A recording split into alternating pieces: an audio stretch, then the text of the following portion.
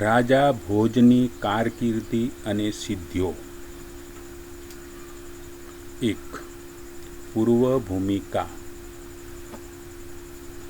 રાજા ભોજ ઈસવીસન 1000માં ગાદી પર આવ્યો હતો. તે સિંધુ રાજનો પુત્ર હતો. તેની ગણના ભારતના પ્રખ્યાત અને લોકપ્રિય શાસકોમાં થાય છે. તેનો ઇતિહાસ યુદ્ધો અને વિજયોથી ભરપૂર છે. તેની લશ્કરી સફળતાઓને કારણે માળવાનો વિસ્તાર ખૂબ કર્યો હતો. તેથી માળવાની પ્રસિદ્ધિ અને પ્રતિષ્ઠામાં ખૂબ વધારો થયો હતો. રાજા ભોજને ધારાનગરીના રાજા તરીકે પણ ઓળખાય છે. તે એક મહાન વિજેતા ઉપરાંત સાહિત્ય, કલા અને સંસ્કૃતિનો મહાન ઉપાસક અને સંરક્ષક હતો. 2. માળવાના રાજા ભોજના વિજયો. 1. ચાલુક્ય રાજા જયસિંહ સાથે યુદ્ધ. માળવાના પરમારોને કલ્યાણીના ચાલુક્યોની જૂની દુશ્મનાવટ હતી.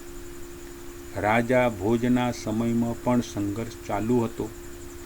રાજા ભોજે કલ્યાણીના રાજા જયસિંહને હરાવવા કલચુરી રાજા ગંગેયદેવ અને ચોલ રાજા રાજેન્દ્ર સાથે મૈત્રી કરાર કર્યા હતા.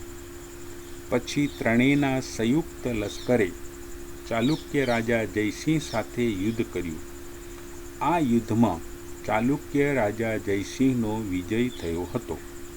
પછીથી જયસિંહે માંડો, ઉજ્જૈન અને ધારાનો કબજો મેળવી બેફામ લૂંટ ચલાવી હતી. 2. લાટ રાજા સાથે યુદ્ધ. ભોજ રાજાએ લાટ પ્રદેશ ઉપર આક્રમણ કરી વિજય મેળવ્યો. લાટના શાસક તરીકે યશોવર્મનની નિમણૂક કરી હતી. રાજા ભોજનો આ પ્રથમ વિજય હતો. 3. ચંદેલો સામે યુદ્ધ. બુંદેલખંડનો રાજા વિદ્યાધર ઉત્તર ભારતનો શક્તિશાળી રાજા હતો. ઉત્તર ભારતને જીતવાની ભોજને મહત્વાકાંક્ષા હતી. તેમની વચ્ચે થયેલા યુદ્ધમાં રાજા ભોજનો પરાજય થયો હતો. 4. કનોજ પર આક્રમણ. રાજા ભોજ કનોજના રાષ્ટ્રકૂટો સાથે યુદ્ધ થયું હતું. આ યુદ્ધમાં રાજા ભોજનો પરાજય થયો હતો. 5. ચાહમાનો સાથે યુદ્ધ. રાજા ભોજે શાકંભરીના ચાહમાન રાજા વીર્યરાય સાથે યુદ્ધ કર્યું હતું. તેમાં ભોજે વિજય મેળવ્યો હતો. એક અભિલેખમાં જાણવા મળે છે કે નાડોલના ચાહમાન રાજવી અણહિલ પર આક્રમણ કર્યું હતું. આ યુદ્ધમાં ભોજનો પરાજય થયો હતો. પરમાર સેનાપતિ સોઢાને મારી નાખ્યો હતો. 6. ગુજરાતના ચાલુક્યો સાથે યુદ્ધ. રાજા ભોજ અને ગુજરાતના સોલંકી રાજા ભીમદેવ સાથે શરૂઆતમાં સારા સંબંધો હતા. ભોજના કેટલાક કાર્યોથી તેમની વચ્ચે દુશ્મનાવટ ઊભી થઈ હતી. રાજા ભીમદેવનું સિંધ પર યુદ્ધ ચાલુ હતું. એ સમયે ભોજે ચાલુક્ય રાજાની રાજધાનીને લૂંટવા માટે પોતાના સેનાપતિને મોકલ્યો હતો. તેણે હુમલો કરી અને અણહિલમાં ખૂબ લૂંટ ચલાવી હતી. 7. રાજા ભોજ વિરુદ્ધ સંઘ. સોલંકી રાજવી ભીમદેવે કલચુરી રાજા કર્ણને મનાવી પોતાના પક્ષમાં લીધો. પાછળથી કલ્યાણીનો ચાલુક્ય રાજા સોમેશ્વર અને લાટ રાજા ત્રિલોચન જોડાયા હતા. આ સંઘની મદદથી ભીમદેવ અને કર્ણે ભોજના માળવા ઉપર આક્રમણ કર્યું હતું.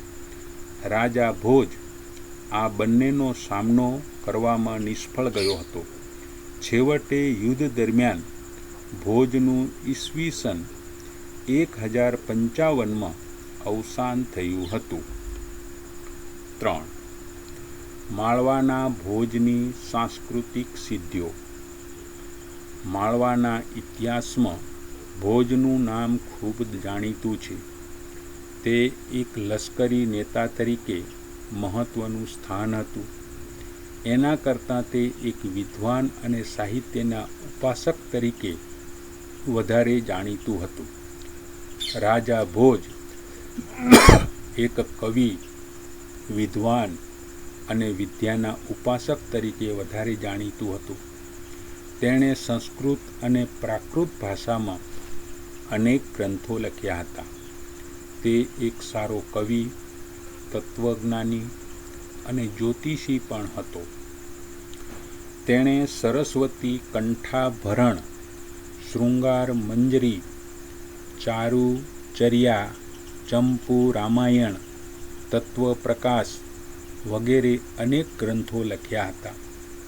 તેની સભા વિદ્વાનો અને પંડિતોથી શોભતી હતી. તેની પત્ની લીલાવતી મોટી કવયિત્રી હતી. ભોજે 8 વર્ષની ઉંમરે ચંપુ રામાયણની રચના કરી હતી. બધાને આશ્ચર્યચકિત કરી દીધા હતા.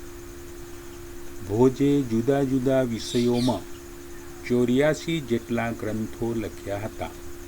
તેમાં ખાસ કરીને રજી માર્તંડ, શૃંગાર, પ્રકાશ, તત્વપ્રકાશ, ધર્મશાસ્ત્ર, ચિકિત્સાશાસ્ત્ર, જ્યોતિષશાસ્ત્ર, વાસ્તુશાસ્ત્ર, યંત્ર વિજ્ઞાન અને અર્થશાસ્ત્ર જેવા વિષયોનો સમાવેશ થાય છે.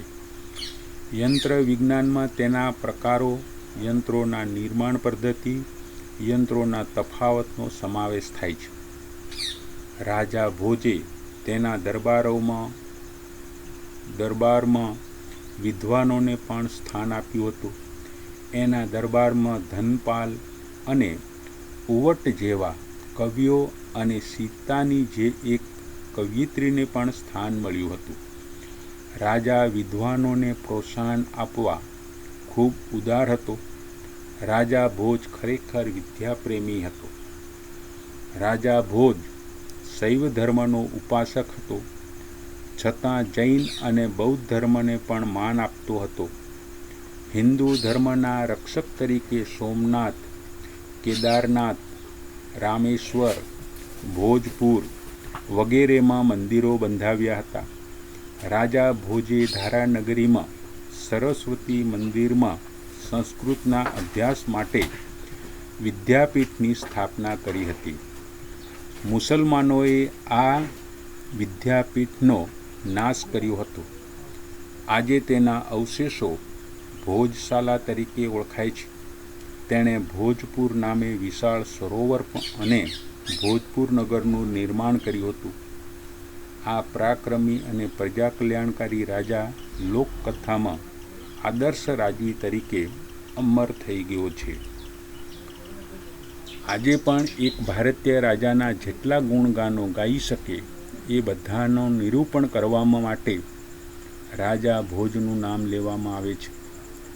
રાજા ભોજ જીવતો હતો ત્યારે એમ કહેવાતું હતું કે આજે ભોજ રાજા ધરતી પર હાજર છે, ત્યારે ધારાનગરી મોટા આધારવાળી છે. સરસ્વતી અને વિદ્યાને અહીં આશરો મળ્યો છે. દરેક પંડિતો ખુશ છે. જ્યારે રાજા ભોજનું અવસાન થયું તો એમ કહેવામાં આવતું કે આજે ભોજ રાજાના અવસાનથી ધારાનગરી નિરાધાર થઈ ગઈ છે. સરસ્વતી આધાર વગરની થઈ ગઈ છે. પંડિતો બધા નિરાશ થઈ ગયા છે. 4. સમાપન. ભારતના મહાન અને લોકકલ્યાણકારી શાસકોમાં રાજા ભોજનું નામ આદર્શ રાજા તરીકે લેવાય છે. તેણે રાજકીય બાબતોમાં અનેક વિજયો મેળવીને વિશાળ સામ્રાજ્યની સ્થાપના કરી હતી. તેની લશ્કરી સફળતાઓને કારણે તેની પ્રતિષ્ઠા અને પ્રસિદ્ધિમાં ઘણો વધારો થયો હતો. તેને